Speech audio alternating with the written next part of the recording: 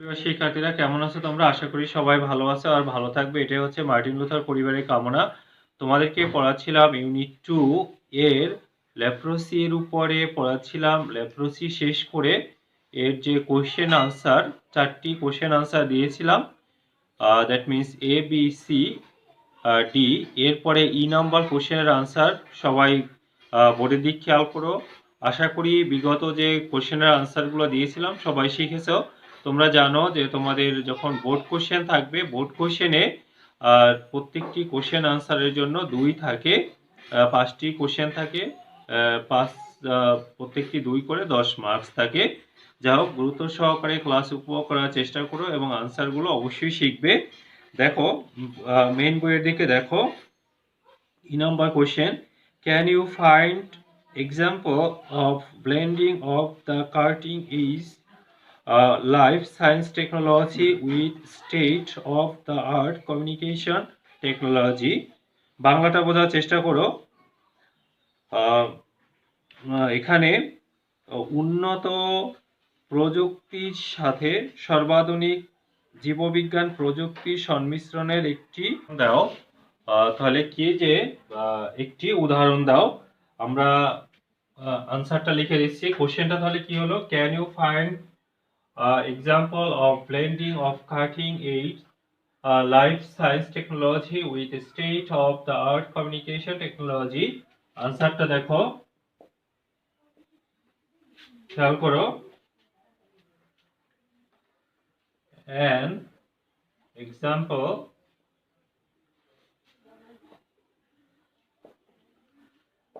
of blending of cutting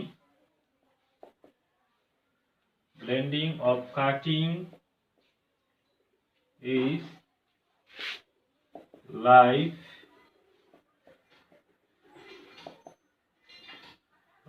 science technology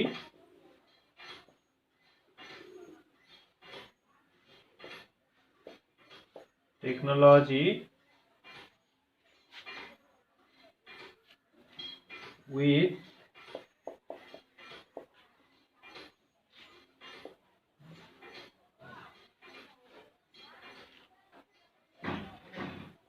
life science technology with state of the art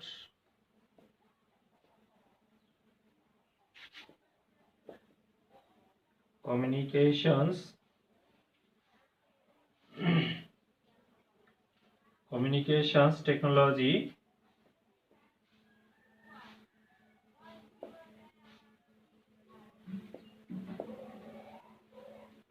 technology is the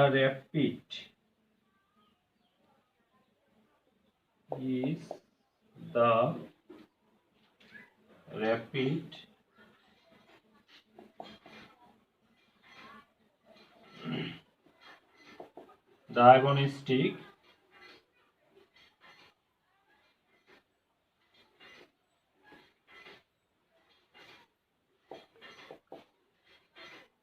diagnostic test for leprosy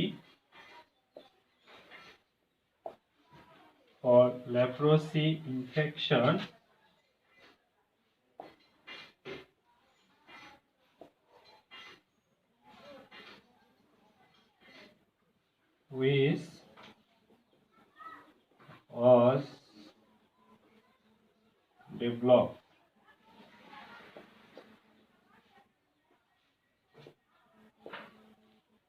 which was developed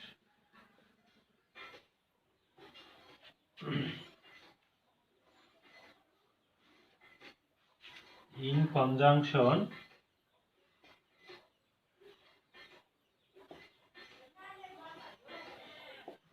conjunction with a Brazilian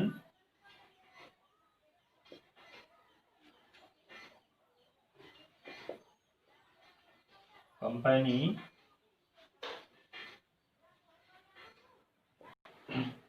Brazilian company with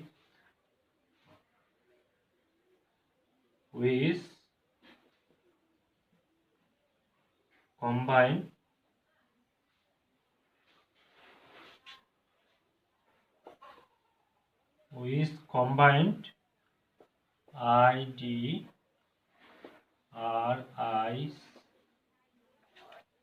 leprosy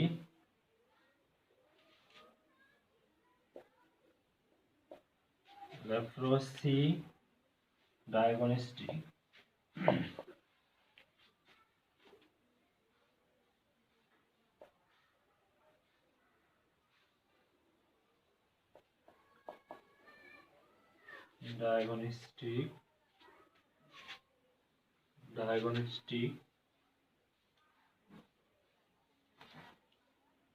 anti antigens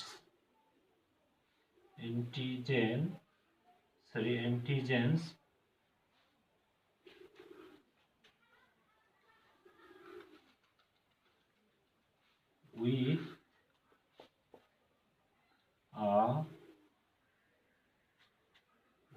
a smartphone based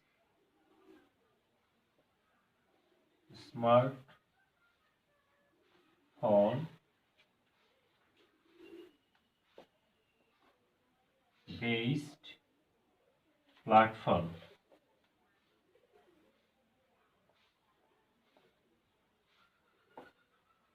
তাহলে খেয়াল করো, আনসারটা আমি বলে দিচ্ছি, একটু ভালো করে খেয়াল করো তোমরা। An example of blending of cutting edge life science technology with state of the art communications technology. আমি এতটুকু মূলত দেখো কোশ্চেন থেকেই এতটুকু নিয়েছি। এখানে অ্যান এক্সাম্পলের আগে আমি কি দিয়েছি, অ্যান দিয়েছি, এরপরে একদম কমিউনিকেশন টেকনোলজি পর্যন্ত নিয়েছি। তারপরে দেখো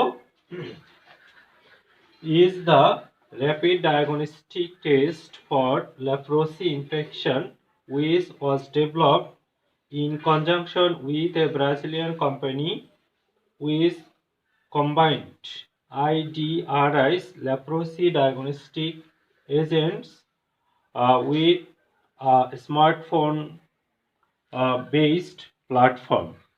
তার মানে দাঁড়াচ্ছে, একটু খেয়াল করো, আমি এই তোমরা বোর্ডের দিকে আনসারটি এখানে যে আনসারটি আছে এটার আমি বাংলা বলে দিচ্ছি, খেয়াল করো।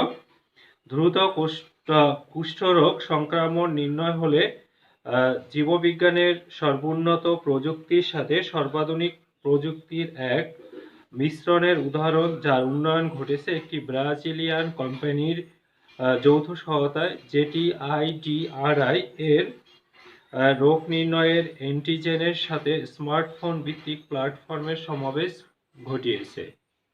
এ হচ্ছে বাংলাটি, এবং এটা কোশ্চেনের আনসারটা এখানে সবাই ভালো করে দেখে নাও, যেহেতু আনসারটি একটু বড়, ভালো করে বোর্ডে দিকে খেয়াল করো। এরপরে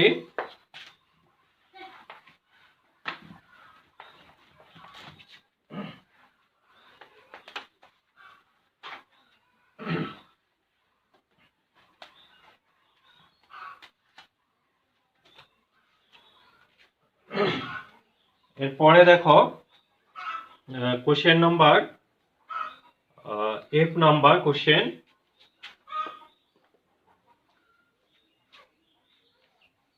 F নাম্বার কোশ্চেনটা খেয়াল করো। ডু ইউ থিঙ্ক, F নম্বরে দেখো কোশ্চেনটা হচ্ছে কি, do you think that the author is an optimist. তার মানে তুমি কি মনে করো যে লেখক আশাবাদী? Example, why or why not. যদি সে আশাবাদী হয় তাহলে কেন, আর যদি না হয় তাহলে কেন না। এখানে তোমরা আনসারটা খেয়াল করো, আনসারটা আমি লিখে দিচ্ছি বোর্ডে। I think that the author is an optimist. I think so, মানে লেখক বলতেছে আমি এটা মনে করি বিকজ কারণ আহ, আহ, কারণ হি বিলিভস সে বিশ্বাস করে that IDRI is going to be victorious over acute chronic infectious. একটু খেয়াল করো,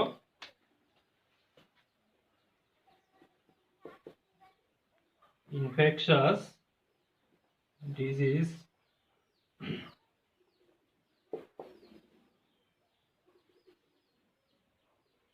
লেপ্রোসি।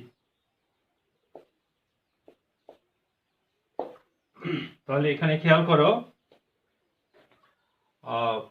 আই থিঙ্ক আমি মনে করি that the author is an optimist, author হচ্ছে অপটিমিস্ট। আই থিঙ্ক সো আমি এটা মনে করি, এখানে আই বলতে আমাকে বোঝানো হচ্ছে আমি এটা মনে করি কারণ হি বিলিভস মানে লেখক বিশ্বাস করে যে আইডিয়াটা is going to be victorious over acute chronic infectious disease leprosy. তার মানে টোটালটার বাংলা দাঁড়াচ্ছে, একটু খেয়াল করো যে হ্যাঁ আমি মনে করি লেখক একজন আশাবাদী, কেননা তিনি বিশ্বাস করেন যে আইডিআরআই কুষ্ঠরোগের ব্যাপক সংক্রমণের বিরুদ্ধে জয়ী হতে যাচ্ছে। তাহলে আশা করি তোমরা এই যে এ থেকে এফ পর্যন্ত এখানকার যে কোশ্চেনের আনসারগুলো দিয়েছিলাম এগুলো সবাই বুঝতে পেরেছ। আর এখানে একটি বিষয় তোমাদেরকে বলে রাখি যে যে আনসারগুলো আমি দিয়েছি এর মধ্যে কোশ্চেন থেকেই অনেকটা আনসার নেওয়া হয়েছে। এরপরে listen 3 scientific breakthroughs we are waiting for one. এখানে তাহলে কি বোঝানো হচ্ছে যে বৈজ্ঞানিক সাফল্য গাথা আমরা যার জন্য অপেক্ষা করতেছি। তাহলে দেখো ডিএনএ কম্পিউটার, প্রথমতই আমি যে বিষয়টা নিয়ে কথা বলবো তা হচ্ছে DNA computer. Imagine having an iPod capable of holding thousands of years of high definition video। একটি আইপডের কথা চিন্তা করো যে আইপডে হাজার বছরের উচ্চ ক্ষমতা সম্পূর্ণ ভিডিও সংরক্ষণ করা সম্ভব। আর DNA computer would make such a device very possible. একটা ডিএনএ কম্পিউটারে এই ধরনের ডিভাইস তৈরি করে ডিএনএ কম্পিউটারে এটা সম্ভব হবে। DNA is substance that living organism use to store genetic information। DNA একটি উপাদান যা জীবেরা জেনেটিক তথ্য জমা রাখতে ব্যবহার করে। তাহলে ডিএনএ হচ্ছে কি একটা উপাদান যা জীবেরা মানে জীবসমূহ জেনেটিক তথ্য জমা রাখতে ব্যবহার করে। এরপরে আসো, what makes DNA special is that it is extremely efficient when it comes to storing information in a limited space। Actually কি ডিএনএ কে এতটা স্বতন্ত্র বা স্পেশাল বা বিশেষ করেছে তা এটা কি যে এটা খুব দক্ষভাবে কি করতে পেরেছে যে অল্প জায়গায় বেশি পরিমাণে দ্যাট মিনস লিমিটেড স্পেসের মধ্যে বেশি পরিমাণে ইনফরমেশন জমা রাখতে পারে। তাহলে এটাই হচ্ছে ডিএনএ কম্পিউটারের মূল বিষয়। এরপর আসো, just 1 milligram of DNA is capable of holding all the printed materials in the world। তাহলে এখানে চিন্তা করো কি বিষয়টা যে 1 মিলিগ্রাম ডিএনএ এর মধ্যে পৃথিবীতে যত প্রিন্টেড পেপার আছে সমস্ত তথ্য ওই প্রিন্টেড পেপারের সবকিছুই এখানে রাখা সম্ভব। DNA computing is currently in it's infancy. তাহলে এটা হচ্ছে বর্তমানে একদম শুরুর পর্যায়ে। ইনফ্যান্সি অর্থ হচ্ছে শুরুর পর্যায়, কিন্তু এটা হচ্ছে ইনফ্যান্সি অবস্থায়, দ্যাট মিনস এমনিতে ইনফ্যান্ট মানে কি শিশু, মানে এটা হচ্ছে শুরুর পর্যায়ে। উইথ ফটোটাইপস, এখানে ফটোটাইপ বলছে হচ্ছে নমুনা বোঝানো হচ্ছে। Such as Maya 2 only capable of showing the concept, এটা শুধুমাত্র ধারণা দিতে পারে মায়া 2 এর আকারে। If DNA computing is constructed computers will become capable of holding amounts of information that are hard to imagine by today's standard. আর DNA computer এটা যদি সফল হয়, যদি এই ডিএনএ কম্পিউটিং এটা নিখুঁতভাবে যদি কাজ করতে পারে আর সফল হয়, তাহলে এমন পরিমাণ তথ্য এটা জমা রাখতে পারবে যে বর্তমান এই স্ট্যান্ডার্ড বিশ্বেও এটা কল্পনা করা যাবে না। তাহলে এটা একটু ভালো করে খেয়াল করো, বিষয়টি একটু জটিল। ডিএনএ কম্পিউটার কি? এখানে আসলে যে বিষয়টা আছে যে ডিএনএ কম্পিউটারে এখানে কি অল্প জায়গার মধ্যে বেশি পরিমাণে তথ্য জমা রাখা যায়। এখানে একটি তথ্য দেওয়া আছে যে 1 মিলিগ্রাম ডিএনএ এর মধ্যে পৃথিবীতে আজ পর্যন্ত যত প্রিন্টেড পেপার আছে সমস্ত তথ্য এখানে রাখা সম্ভব হবে। তাহলে এখানে বোঝা যাচ্ছে যে এটা হচ্ছে বর্তমানে কি তার নমুনা পর্যায়ে, ফটোটাইপস পর্যায়ে রয়েছে। আমরা এখনো বলতে পারবো না যে এটা সফল, বাট আমরা এটার জন্য ওয়েট করতেছি। এরপরে যেটা আসলো দেখো, পার্মানেন্ট মুন বেস মানে হচ্ছে গিয়ে চাঁদে স্থায়ীভাবে বসবাস বা বসতি স্থাপন। তোমরা জানো যে চাঁদে মানে যাওয়া মানুষের আসলে সবসময়ের চাওয়া, যার ফলে 1969 সালে তোমরা জানো নীল আর্মস্ট্রং, বয়েস অলড্রিন, মেক কলিন্স এরা চাঁদের উদ্দেশ্যে রওনা দিয়েছিল এবং এর মধ্যে মূলত আর্মস্ট্রং এবং অলড্রিন চাঁদে নেমেছিল, আর যে কলিন্স তিনি চাঁদে নামেনি, ওদের অরবিটিং শিপে ছিল। যাই হোক না কেন দেখো, ever since setting of human habitation in space was the first imagined, it was thought that the moon would be the first object to be colonized since it was closest to Earth. মানুষ যখন মহাকাশে বসতি স্থাপনের চিন্তা ভাবনা করতেছিল তখন থেকেই ভাবা হতো বা মানুষ যে আশা করত যে তারা চাঁদে তাদের উপনিবেশ বানাবে, কারণ চাঁদ হচ্ছে আমাদের সবচেয়ে কাছের এজন্য। In 1969, when man first walked on the moon, a permanent colony suddenly appeared to be very achievable. যখন 1969 সালে প্রথম মানুষ চাঁদে পদার্পণ করেছিল বা পা রেখেছিল,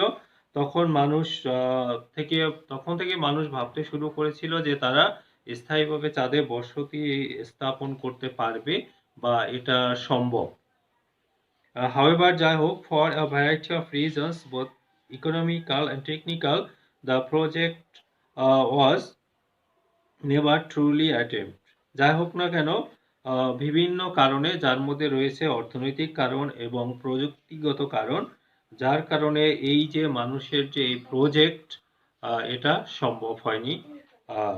However, যাই হোক, NASA currently has plans to have one constructed by 2024. যাই হোক না কেন, নাসা পরিকল্পনা করেছে যে 2024 সালের মধ্যে তারা মূলত চাঁদে তাদের কোনো কনস্ট্রাক্টেড কিছু করবে। তারপর আসো দ্য ইউরোপিয়ান স্পেস এজেন্সি, যেটাকে বলা হয় এসা, also has planned to construct a moon base by 2025. এশার যে পরিকল্পনা রয়েছে 2025-এর মধ্যে। Japan and India also have plans to have base by, Japan এবং ইন্ডিয়ার প্ল্যান রয়েছে কত হচ্ছে 2030-এর মধ্যে। The biggest barrier to base is money, সবচেয়ে বড় বাধা হচ্ছে এখানে অর্থ।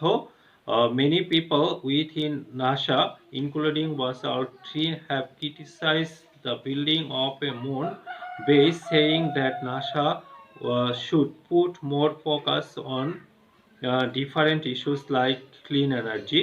এখন এখানে যে সবচেয়ে যে বিষয়টা হচ্ছে যে অনেক মানুষ নাসার সদস্য সহ বা নাসা সহ অনেকেই যে বাস অল্ড্রিন যার মধ্যে আছে, তারা মূলত সমালোচনা করে আসলে চাঁদে বসতি স্থাপন করা কতটা সম্ভব হবে এ নিয়ে তারা ক্রিটিসাইজ করে এবং তারা বলে যে তার চেয়ে ক্লিন এনার্জির মতো দিকে আমাদেরকে নজর দেওয়া উচিত। তাহলে যে বিষয়টা দাঁড়াচ্ছে যে এটা হচ্ছে চাঁদে স্থায়ীভাবে বসতি স্থাপন নিয়ে। চাঁদে স্থায়ীভাবে বসতি স্থাপন করা মানুষের কেন দাবি বা কেন চাচ্ছে প্রথম থেকেই, কারণ চাঁদ হচ্ছে আমাদের সবচেয়ে কাছের।